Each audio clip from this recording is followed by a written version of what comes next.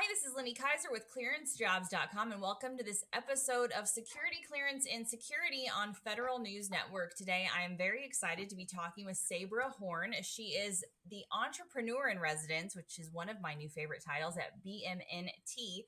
Also, the author of Creating Innovation Navigators and the director of the Innovation Navigators course. So many exciting things to talk about. Obviously, a lot of change happening across the federal government right now, but no better time to talk about innovation. So thank you so much for being on the show. So thrilled to be here, Lindy, and great to meet you. So again, we kind of talked about how you've worked for and across both government and industry. What do you see as some of the biggest barriers to innovation inside federal agencies, particularly when it comes to empowering the workforce? And I feel I need to kind of frame that too, because when it comes to right now, there's a lot of change happening, but change isn't necessarily innovation. So kind of talk about your special sauce around what innovation actually is and how to create it. Absolutely. And I totally agree with you. So very much change right now, given all that we're seeing. And I see opportunity as a change for all of us, right? How do we grow as individuals within our profession? And I think most importantly, how do we help drive our agencies such that we're able to achieve our mission even more effectively, more efficiently, more powerfully, more impactfully, and doing the important mission work that we know we've all been asked to do. I was thrilled to be able to spend 20 years in national security, 15 years at various agencies, primarily in the intelligence community, and being part of those mission sets, whether it was at the National Security Agency or the Cybersecurity and Infrastructure Security Agency or Department of Justice or the Office of the Director of National Intelligence. We have so much work to be done. We know there's been a lot of change, but this is the moment in time that we can really seize. We have the opportunity with innovation to do things differently. And it's the concepts around innovation that help us be more efficient and effective and powerful and impactful. I love that. No, and I think you've worked for some agencies that have been NSA, who has a big important mission, then CISA, right, who is very new, coming on board and trying to figure out and navigate kind of what their culture, what their community would look like. And I think they're probably a good example. Innovation kind of can be seen as a tech challenge, but you've championed the human side of transformation. So, what shifts need to happen inside agencies to foster that kind of real change? Absolutely. And I see that we have challenges both at the agency level as well as the individual level. And it's learning how we can adopt the ways of being as innovators, whether it is ourselves being powerful and creating innovation within our agency, or at an agency, how do we really create that innovative kind of organization? And first and foremost, it's about the concept of speed, being able to operate at speed. The concept of innovation in government really does come from the startup world. And thank you, Silicon Valley, for providing so many great examples of how we can do things differently and effectively. And if you break down what those organizations look like and how individuals are able to operate there, you can come up with a set of characteristics and a set of behaviors that need to be engaged at the individual level. And that is operating at speed, being able to accept more risk, being able to collaborate more effectively, learning lessons from other important organizations, and then borrowing those ideas, because let's be honest, not every single problem that we have at an agency is new. Oftentimes it's already been solved elsewhere. So how do we really build upon that? One of my favorite organizations to look at in terms of powerful innovation within the government is the Defense Innovation Unit, an unbelievable organization that if you're looking across all of U.S. government, it probably is the most successful innovation organization we've created yet. They were able to be laser focused on what it was they had to achieve, and they brought really fantastic folks there to help achieve their mission. So they were able to really focus on what it was they needed to do to be able to bring in commercial capabilities to help support the services much more effectively from commercial technology companies. And they were able to focus on an acquisition authority called the Commercial Solutions Opening that allowed them to do so quickly, efficiently, and effectively. And they honed that over the last 10 years such that they now are an incredible organization with $750 million that's working across the entirety of DoD to implant and transition commercial capabilities for the warfighter. So when you look at that agency level barrier to innovation, it's figuring out what is it from a strategic perspective that you need to do, and then how do you build in the infrastructure within the organization to really achieve that. But I loved your focus on the human element, because at the end of the day, all of our government agencies really are about people. And so how do we look at ourselves? How do we understand what our strengths are and how we really operate? And how do we bring those to bear in a new way? So it's learning how to operate at speed as quickly as possible, given the complex landscape around us. How do we take risk more effectively? And how do we really embrace that in a way that we can start taking small risks that add up to something important so that we get more comfortable with that? How do we become more collaborative and understand all of the range of stakeholders that we really need to be working with, and understanding who's impacted by our great new ideas that oftentimes may just be great new ideas. But if we don't talk to the end users, we can't understand what solutions are going to be most effective. How do we really take those lessons learned from other organizations that have already created powerful tools and solutions? And how do we transition that to our own agency? It doesn't have to be that complex. Are we curious? Are we learning as individuals? Do we have a bias to yes rather than a bias to no? We're oftentimes rewarded for saying, no, that can't happen. But innovation really is about saying yes and what does it look like? So we're keeping all of ourselves safe and making best use of our taxpayer dollars. It's that resilience and fortitude that allows us to keep on trying and being persistent in getting to that transitional operational capability. Most of all, it's about courage, right? Being able to do things that aren't always easy and oftentimes are risky, but we understand how to bring about those innovative ways of being within our organization. I do think we can look to the innovation organizations within the services as doing a fantastic job of trying to find those innovators at the working level and really raising those to a new level of prominence, whether it is the Air Force particularly has done a fantastic job, and AFWorks, its innovation organization, reaching out across the airmen, across the entire agency to bring about new ideas and new ways of being, or the Navy and its ability to really work effectively with the tech bridges that reside around the country to access commercial technology in a new way. The Army has done some amazing things. And in fact, they've just stood up a new small agency where they've brought in incredible senior tech folks from Silicon Valley to help inspire them in new ways and do new things within the Army. And big salute to Marine Innovation Unit, standing up only a couple of years ago to really build some new ideas within the Marines. But we can see lots of great examples in many agencies where they've been really able to effectively tap into the workforce, such as TSA, where they've created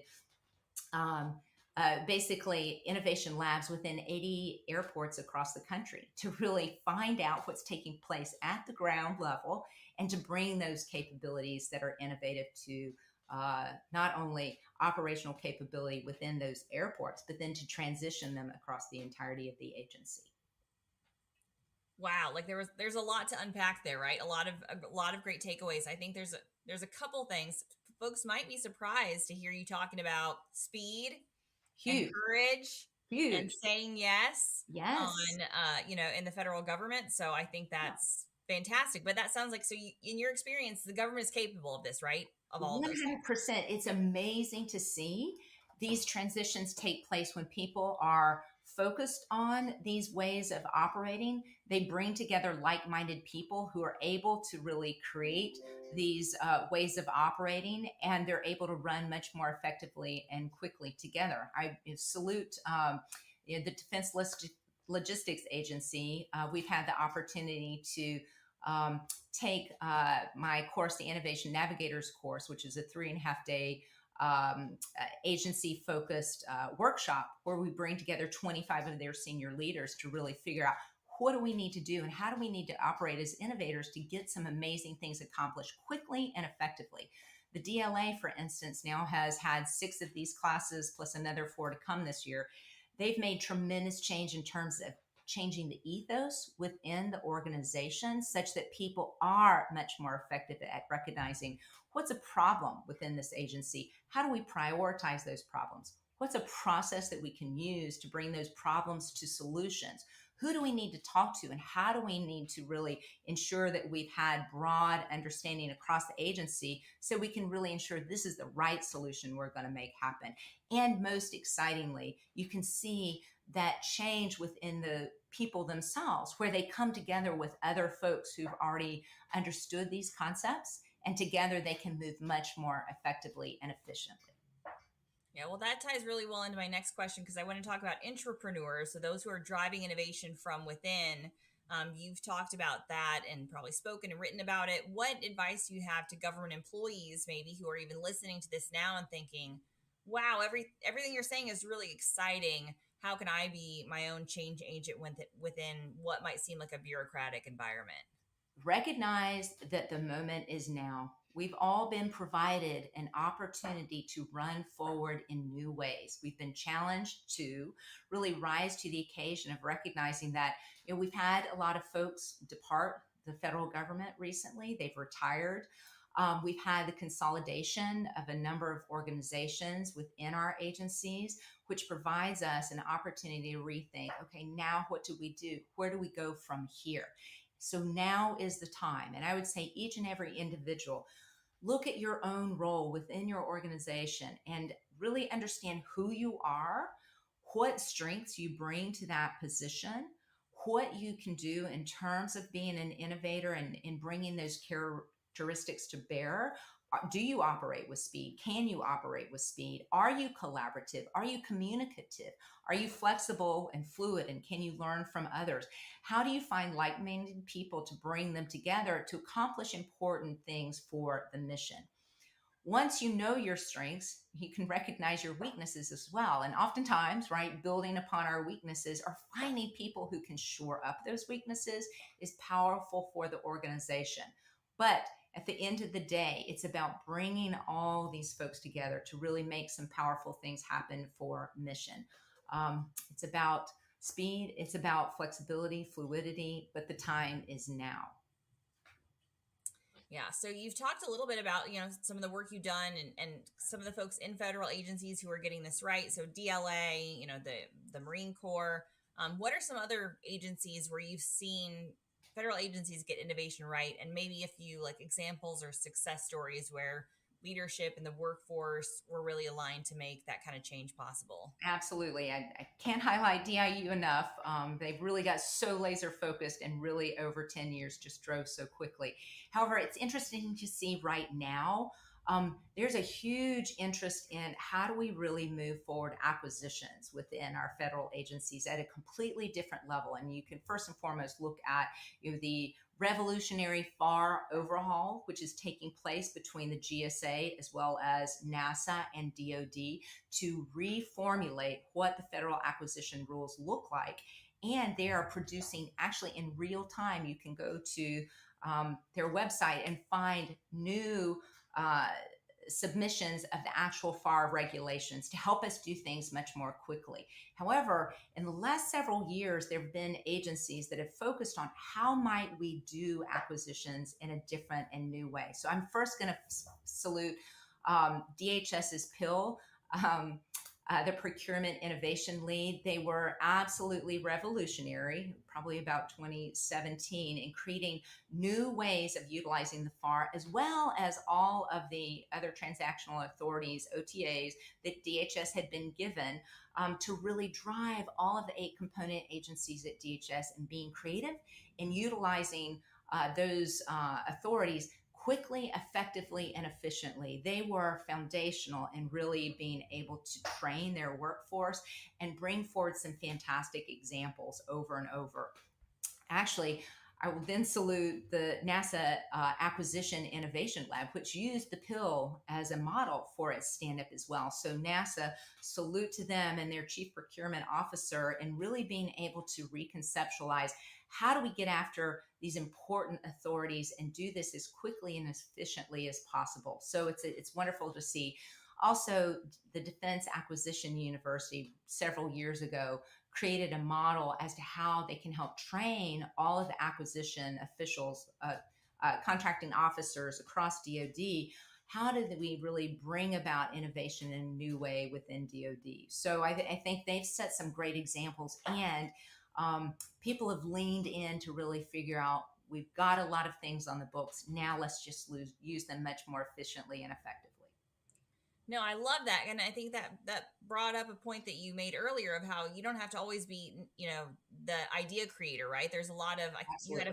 you had a better phrase for it, Sabra, than I have, but like there are ideas out there that you can leverage that other agencies are using. So that those a couple of great examples there is if you where you see innovative things happening, take those ideas and see how they would apply. I think sometimes we live in those stovepipes. Every agency thinks they are solving unique, complex problems, which they are, but the ways to innovate are can be shared. So Absolutely. There are commonalities in not only the processes of how we bring about innovation, what's a process we use at BMNT, we use a process called the innovation pipeline, how you understand the real problem within an agency, and what's the process, the 5-step process that you use to turn that into a solution for real mission impact effectively, efficiently, and quickly. It's exciting to see, but I think it's important to also really focus on the fact that not everybody has to be an idea generator. In fact, we can't all just be idea generators. If we don't have people such as action officers who understand how to drive to get that idea turned into reality, it doesn't matter if we come up with that many great ideas. Also, having real technical experts who are able to bring, whether it's legal expertise or acquisition expertise, policy expertise, and actual mission operations expertise as well. All of these inform how we really help agencies develop those innovative solutions effectively. And so, within the Innovation Navigators course, we talk about the 6 elements that you have to bring to an organization to really be able to create that innovation capability within the agency. And it's really having an understanding of what's the strategic vision for why you need to do innovation. Not every single organization must do innovation. In fact, many simply can't. But there's the vast majority that not only can, but should be innovative as possible. We need to talk about what that process looks like for each agency, and kudos to places like the Navy, who was able to develop an innovation pipeline that really helped them transition their capabilities much more effectively. I will always look back to the Unmanned Task Force, which stood up in 2021 to really develop some amazing capabilities in autonomous vehicles for the Navy, a powerful place that turned into the Office of Disruptive Capabilities. But there are other key components within those elements that agencies need to utilize, which is how do we look at our stakeholders holistically? Are we attending to everybody who needs to be part of this solution? How do we utilize the broad range of agency resources that we already have available? Oftentimes, important places like security or legal is not brought in at the beginning of an innovative idea, and then at the end it causes challenges. But if you bring them in at the beginning, they can help you solve those problems. How do we also use the wide range of tools available to us in innovation, like human-centered design? And so I will always salute OPM's, the lab at OPM, which was really foundational in bringing about human-centered design thinking across the not only OPM, but the entirety of the U.S. government. It's recently been stood down, one of the challenges over the last several months in the consolidations, but it gives an opportunity to all of us in embracing those human-centered design approaches that are so foundational in solving real problems. Lastly, how do we really look at metrics and where are we succeeding? There's a concept we have about maturation of innovation, and you can be very specific about how far along are you as an organization and how do you use metrics to really get to be more successful in these various areas. All of this is about changing the ethos within an organization, and it's possible, and I've seen it happen. I love that. I mean, you bring up a tagline we use in our on our team often. Like, ideas are great, but execution is everything. And execution Everything. isn't everything, because you do have to have the idea first. But I think it brings out the point. Like, if you can't deliver it, you can only generate so much. And it also, kind of what you're talking about kind of authorities and responsibility, reminds me. We were talking, on a in a previous conversation about director of DCSA David Cattler, and I Right. remember an interview that I had done with him when he first came on board. He was kind of talking about, the Defense Innovation Board had some recommendations for DCSA that I think predated him. Yeah. And some of those were, do you need expanded authorities? And he's like, I'm going to look at the authorities I have first, right? Like, Yes. you have to know where you're at before you can layer that on. Like, Absolutely. the answer is not always, additional authorities or additional capacity. Sometimes Or it's, money or yeah, people. Sometimes the simplest things can be accomplished by changing policy alone. When I was at CISA, it was really powerful to see one of our truly most important policies that we had about the ability to bring in cleared individuals. We were able to work effectively with the head of security as well as the head of HR to really change a very foundational policy to bring in people much more quickly. And it was a 2-page policy, right? Now, it did take a while to make it happen, but it's a powerful example of innovation is not just technology. It can be processes, it can be policy, it's changing structures, it's changing the way we communicate, it's changing strategies. And I love your example of Dave Cattler. He is a powerful example of somebody who is a fantastic communicator about where we need to go strategically and how we can be innovative in doing so. But it's really creating that vision and communicating it powerfully, which at the end of the day, every innovator has to be able to communicate as effectively as possible so that we can achieve our goals. yeah. Well, I can tell we're both passionate about this work. We're both passionate about the workforce. So I kind of have to ask one pie in the sky question, at least at the end, kind of talk about redesigning the way the government hires and develops talent to better support innovation. What might Huge. that look like, and what could we start doing today or tomorrow to move in that direction? I think it's a big thing to do, but it's not that complex. And we do it all the time. So let's be focused on how do we find those right innovators. As I mentioned, there are about 12 characteristics that we can really identify that people who are able to make change happen within an organization do these types of things, operate at speed, are creative, are collaborative, are communicative, are resilient, are flexible. How do we hire individuals for specific mission oriented roles such that we're articulating those things so we can find people and bring them into the agency? How do we also identify existing parts of our workforce who have these skill sets? And how do we train people, whether it is existing workforce or new workforce members, who can be even more effective in being these innovators within our existing within the agencies? How do we really incentivize innovators to do that hard work that oftentimes pushes them out on a ledge and causes them to be the disruptors within an organization?